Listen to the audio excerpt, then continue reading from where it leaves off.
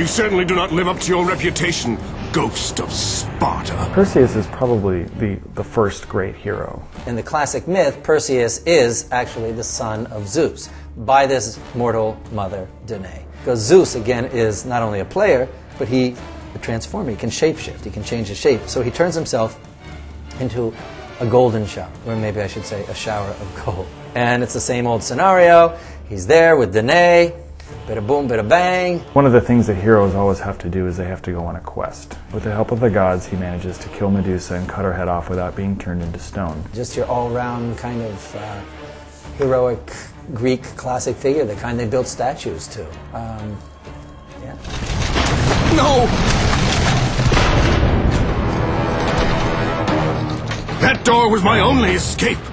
It was absolutely a conscious decision to make all of the mortal characters sort of blockers in Kratos' way, but blockers that have a bit more personality. So when you fight him, he's on the island, he's trying to change his fate, and then he runs into Kratos and goes, oh.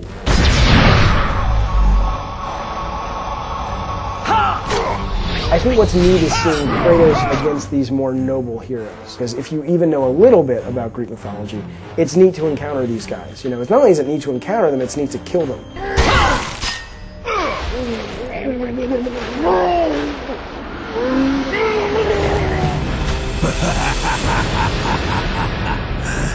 The ghost of Sparta. Theseus. Theseus is the archetypal hero of the city of Athens. He is a son of Poseidon. His most famous exploit in modern times is when he went and defeated the Minotaur. Mythologically speaking, Theseus is a guy who just, had a string.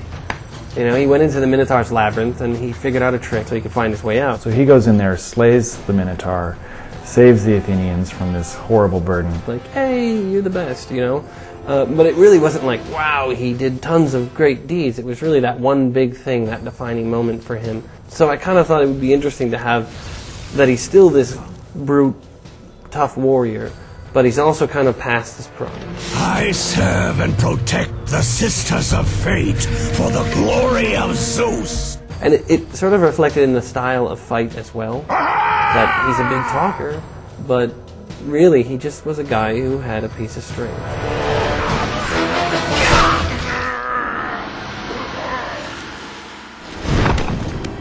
Do you not know who I am? Have you not heard of Icarus?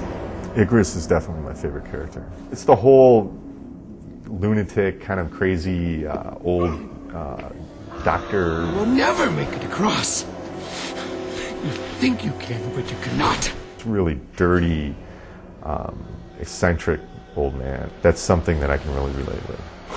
I will reach the Sisters of Fate, and I will use your wings to do so.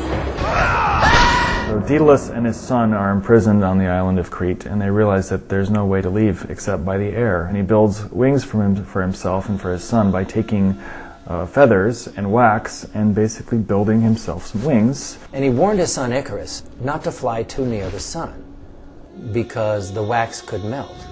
But Icarus didn't heed his father's sage counsel. He kept going up and up until he got so close to the sun, the wax of his wings started to melt.